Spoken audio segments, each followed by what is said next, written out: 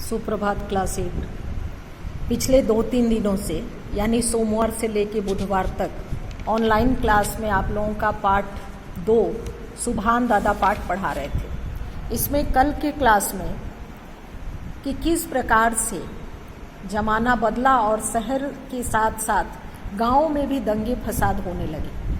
हल्ला भगदड़ मारपीट खून खराबा ये सारी चीज़ें अब गांव में भी घुसने लगी और वही लोग जो गाय को कसाई खाने में बेच देते थे कटने के लिए ही, वे लोग ही किसी दूसरे जगह गाय कटने की बात पर किस तरह से शोर शराबा मचाते थे, या जिन मंदिर मस्जिद के सामने हर समय गाजे बाजे की ही बात होती थी, वो गाजे बाजे के नाम पर किस तरह से खून की नदियों बहाने पर उतारू हो जाते थे। इतना तक हम लोग पढ़ लिए थे।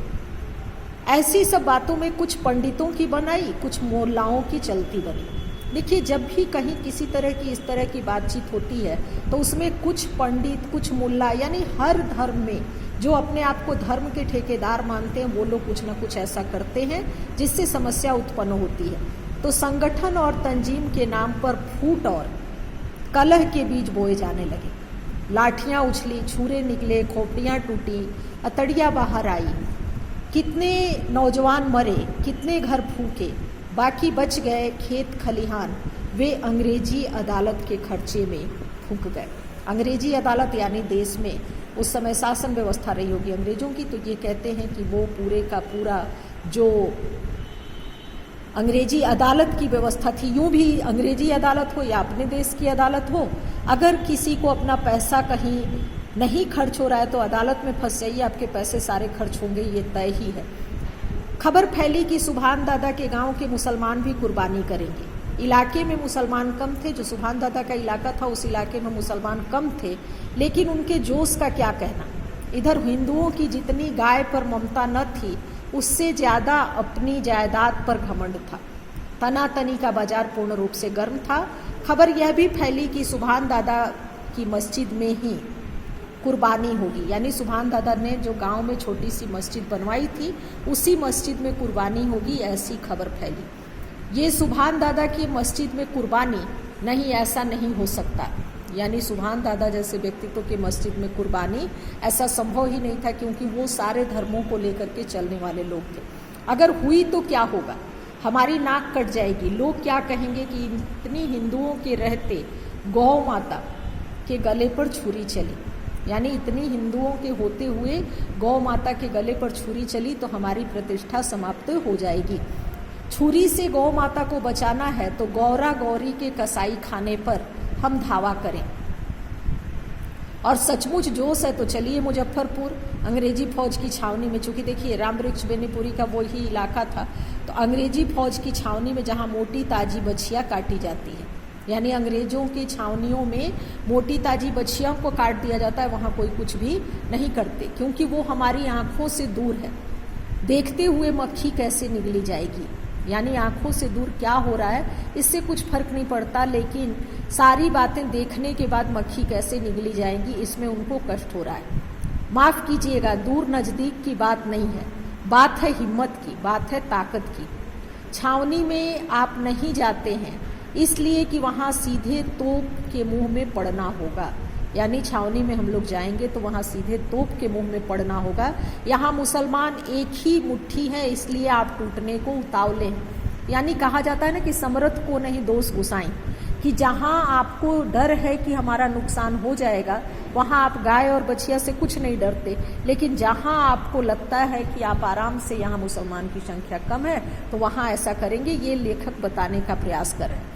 आप सुभान खां का पक्ष ले रहे हैं, दोस्ती निभाते हैं, धर्म से बढ़कर दोस्ती नहीं है। यानी इन लोगों के परिवार से जब ऐसा कहा गया तो लोगों ने कहा कि धर्म से बढ़कर के कभी दोस्ती नहीं हो सकती। कुछ नौजवानों को लेखक के मामा जी की बात ऐसी लगी कि सख्त सुस्त कहते वहां से उठकर चल दिए, लेकिन जितना भी गुस्सा किया, गुस्सा किया जाए, चीखा जाए, चिल्लाया जाए, यह बात थी कि मामा के बिना रजामंदी कि किसी बड़ी घटना के लिए कोई पैर उठाने की हिम्मत नहीं कर सकता था। यानी इनके मामा का जो परिवार था वो इस इलाके का बहुत ही संभ्रांत परिवार था। तो लोगों ने भले ही जितना गुस्सा किया, जितना कुछ कहा, लेकिन बिना उनकी मर्जी के कोई भी किसी बड़ी घटना को करने की हिम्मत नहीं कर सकता था। उधर सुभान दादा के दरवाजे पर भी मुसलमानों की भीड़ है। न जाने दादा में कहाँ का जोश आ गया है। वह कड़क कर कह रहे हैं, गाय की कुर्बानी नहीं होगी, मैं फालतू बातें सुनने को तैयार नहीं हूँ, तुम लोग हमारी आंखों के सामने से हट जाओ। यानी दोनों तरफ समझदार लोग हैं, तो दोनों तरफ से ये घटना टालने का प्रयास हो रहा है। क्यों नहीं होगी? सारे लोग पूछते हैं क्यों नहीं होगी? क्या हम अपने मजहब के नारे छोड़ देंगे? कहते हैं सुभान खां, मैं कब कहता हूँ यह मजहब नहीं है, मैं हज से ही आया हूँ, कुरान मैंने पढ़ी है, गाय की कुर्बानी लाजमी नहीं है। अरब में लोग दुम्बे और ऊंट की कुर्बानी करें तो वे रोकने वाले कौन होते हैं? हमारे मजहब में भी वे दस्तंदाजी क्यों करेंगे? उनकी बात उनसे पूछो। मैं मुसलमान हूँ, कभी अल्लाह को नहीं भूला हूँ। मैं मुसलमान की हैसियत से कहता हूँ कि मैं गाय की कुर्बानी नहीं होने दूंगा। दादा की समूची दाढ़ी हिल रही थी, गुस्से से चेहरा लाल था, होठ फड़क रहे थे, शरीर तक हिल रहा था। उनकी यह हालत देख सभी चुप रहे, लेकिन एक नौजवान बोल उठा, आप बूढ़े हैं, आप अलग बैठिए, हम काफिरों को समझ लेंगे। यानी आप बूढ़े हैं, आप अलग हट जाइए। कुल्लू का बेटा, जबान संभाल कर बोल, तुम इन्हें काफिर कह रहा है और मेरे बुढ़ापे पे मत जा। मैं मस्जिद में चल रहा हूँ, पहले मेरी कुर्बानी हो लेगी तब गाय की कुर्बानी हो सकेगी। यानी सुभान खां भी अपने व्यवहार में कोई परिवर्तन नहीं किया और उधर लेखक के मामा के यहाँ भी। सुभान दादा वहाँ उसी तनातनी की हालत में मस्जिद में आए, नमाज पढ़ी, फिर तस्बीह लेकर मस्जिद में दरवाजे की चकट पर बैठ गए। मेरी लाश पर ही कोई भीतर घुस सकता है, उन्होंने कहा कि मेरी लाश पर ही कोई भीतर घुसेगा, और ये कह कर के वे बैठ गए। उनकी आंखें मूंदी है, किंतु आंसुओं की लड़ी उनके गाल से होती उनकी दाढ़ी को भिगोती, अजस्त रूप में गिरती जा रही है। हाथ में तस्बीह के दाने हिल रहे हैं और होठों पर जरा जरा जुम्बिश है, नहीं तो उनका समूचा शरीर संगमरमर की भांति मूर्ति सा लग रहा है, निश्चल निस्पंद। धीरे धीरे वे मस्जिद के नज़दीक लोग इकट्ठा होते जा रहे हैं और सुभान दादा जो हैं वो किसी भी रूप में उनको अंदर जाने देना नहीं चाहते। पहले मुसलमान फिर हिंदू भी। अब गाय की कुर्बानी का सवाल दादा के आंसुओं की धारा में धंसकर न जाने कहाँ चला गया था।